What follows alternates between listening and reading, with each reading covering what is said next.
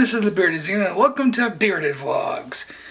Or, DaBearded Vlogs. I forgot the name of my own show! Anyways, it's just my vlog series. I talk about, whatever the fuck I want to do, really. And, yeah, two things I want to talk about today. One is kind of sentimental, kind of sad, and the other one is just something that I like. Something happy to be. I'm going to try and do the vlogs like that. I realized I can only limit these to about 16 minutes because that's the longest my camera can record for a short period of time. So, yeah, I tried fiddling with the settings. It wouldn't change it. But, hey, I got this awesome 1080p HD camera now. I'm not filming with an iPad anymore. So, I ain't going to complain about that. But first up is I want to talk about, well, a lot of people leaving IGN, really, but mainly Colin Moriarty and Greg Miller. And they along with Tim Geddes and Nick Scarpino, have quit their jobs at IGN to go expand their empire, I guess, with the Kind of Funny empire, which I still don't like that name. So I like content, but I don't like that name. But, yeah, I'm both happy and I'm worried about this endeavor because, Colin and Greg, I've always loved watching your guys' videos at IGN, in all, honesty, Greg, you're the one who drew me to IGN with some of your YouTube videos and stuff like that. And, yeah, I loved Up at Noon. Up at Noon is not going to be the same without you, man. It's not. That really saddens me that you're not going to be there for Up at Noon. If anybody's going to take it over, though, I hope to God it's Brian Altano, because that dude is seriously funny, and, well, I want to see him get his own full gig like that. I think he would be fantastic in it, honestly. But,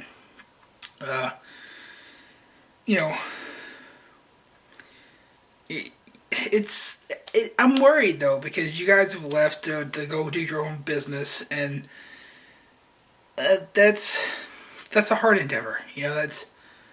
Granted, it's the four of you together. You're putting your own time and money into it, but that's your own dependency now. And of course, you've got the Patreon backers, and that's how you're getting funded. And I don't know.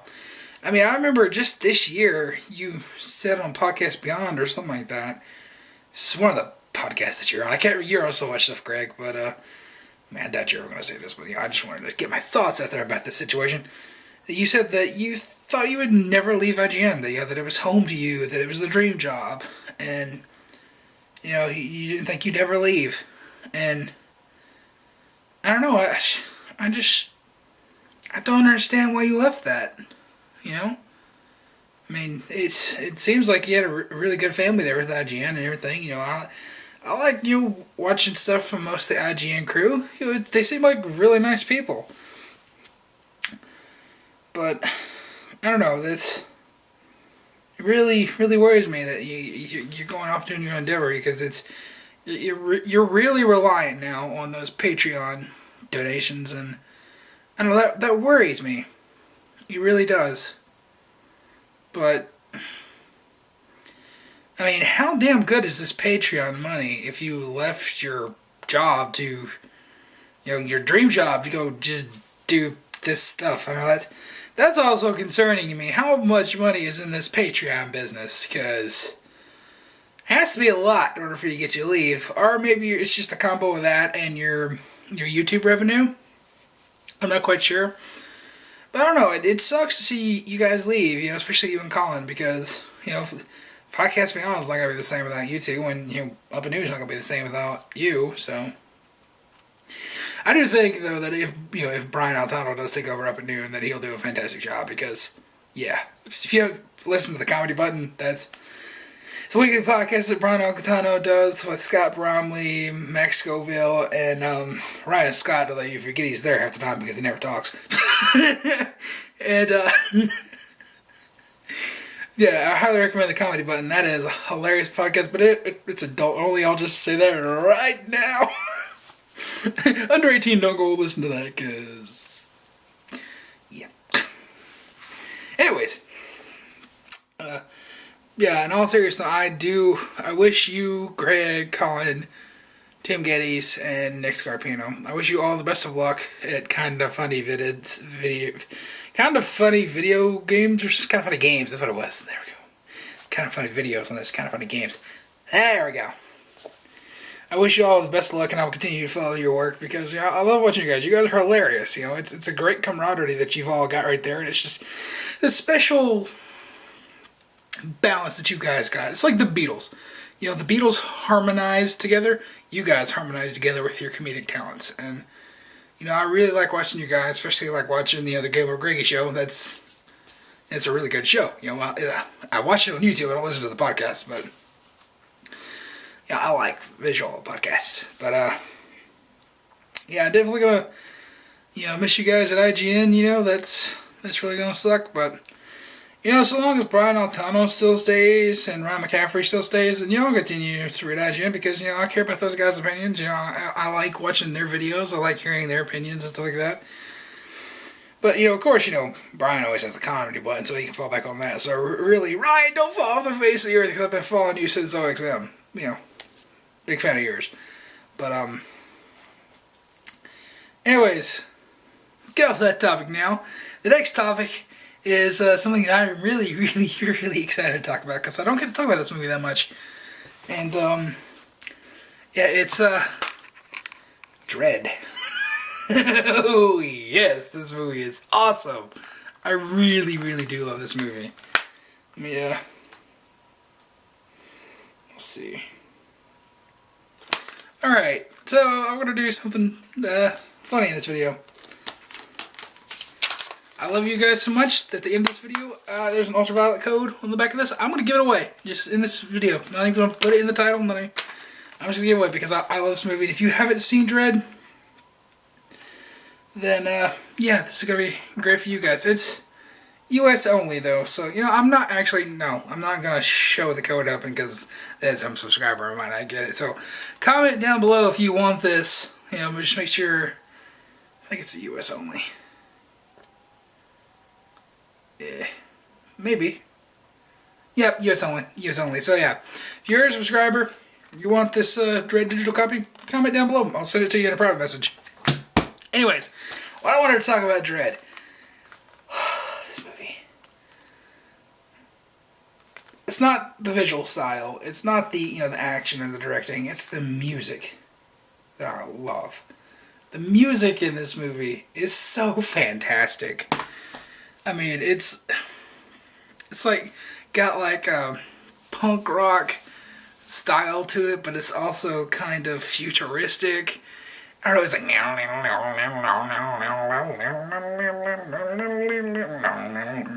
I love it. I love it. I do. I don't know if it was written for the movie or not. I'm gonna assume there was, but God. Score of that movie is so good. I really love it. Yeah, it's just one thing I just want to escalate this, branch this out into. It's just like like film scores. I really love film scores. Not just like a soundtrack. It's like various artists and shit like that. I love a good film score. Like a Steve Jablonsky or Hans Zimmer and Brian Tyler. Those kind of scores. I love film scores. John Williams, of course. How could I forget John Williams? Because John Williams is like the soundtrack to everybody's childhood. Whether you grew up now or you grew up in the 70s or 80s, he is the soundtrack to your childhood. Period. But I really, really love scores to movies because I was in the band in high school. I played the baritone. So you just imagine this big fat blueberry in a freaking band uniform waddling out there in the field. That was me! But, yes, I've always loved music. And it's one thing that always makes a movie special for me is if it has a good score.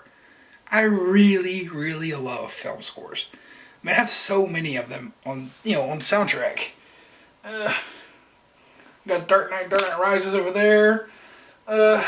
Star Trek, Watchmen, and that's all that's just in this room. So, yeah, I really love film scores.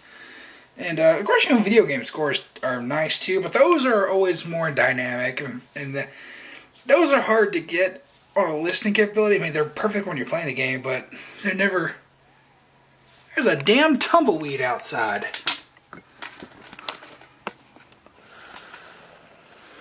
There's a...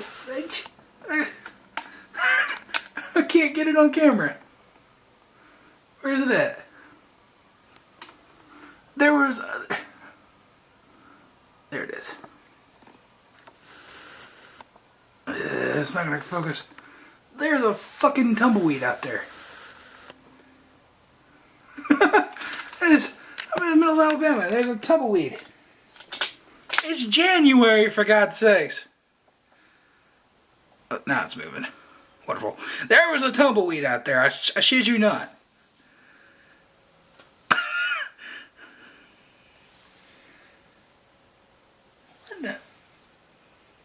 Okay, I could get distracted by that. That's so weird.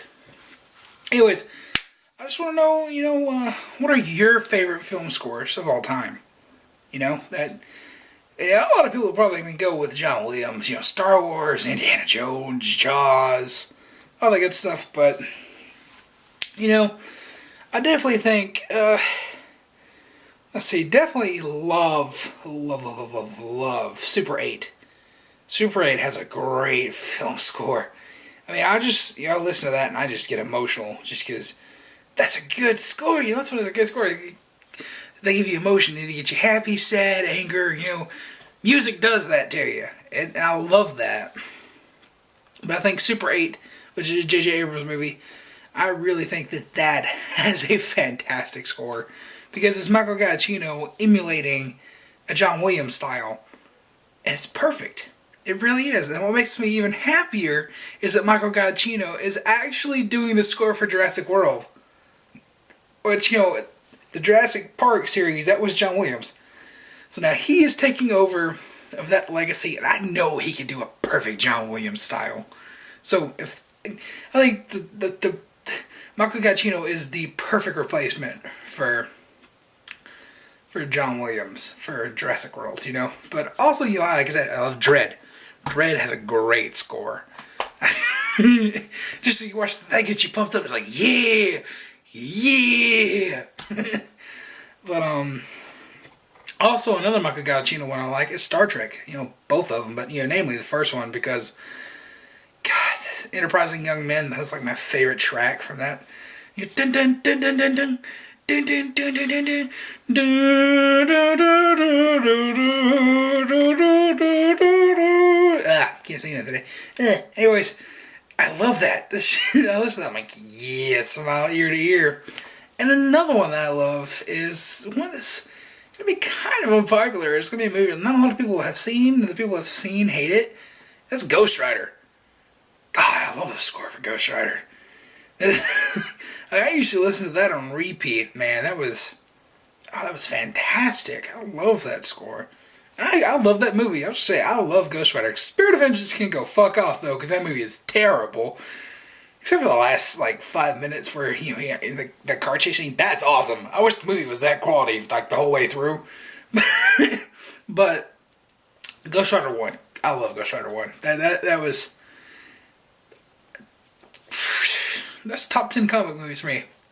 I love it. I just love the concept of Ghost Rider. I think that movie got it right. I mean, it wasn't perfect, but it got it right enough in its own incarnation that I like it. Kind of like the Amazing Spider-Man. It got enough right. And Amazing Spider-Man 2, we won't talk about that. But the first one, I like. I really like. Same with Ghost Rider. I like it. And, of course, definitely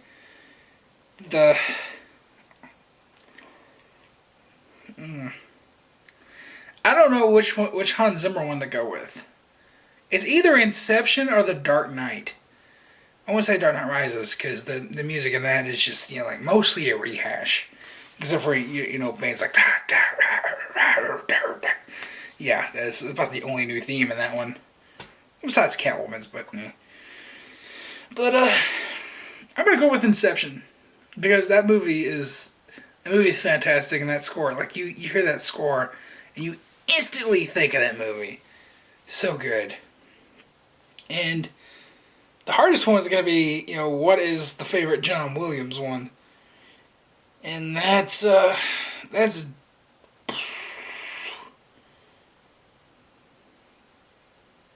want to go Jurassic Park, because that's what gives me the most feels. Really, the Jurassic Park, because that was my childhood. That was my favorite film franchise growing up, so Jurassic Park, definitely. And of course, you know, honorable mention to James Horner for Aliens, because that was written in a day. Yes, the score for Aliens was written in a day. Wow. That is just crazy to me. But, yeah. So, yeah, just let me know in the comments down below, what is your favorite film scores? And like I said, scores, not soundtracks. Scores, you know, that means somebody composed the music, they had an orchestra in front of them and all that good stuff. So, yeah, scores. Yeah, so just give me like your top 5 or top 3. And, if you're in America, you're a subscriber, you want to see Dread for free and you haven't seen it, I mean, it's on Netflix, but yeah, comment down below and I'll give you the first person to reply this code. DaBeardedVlogs out.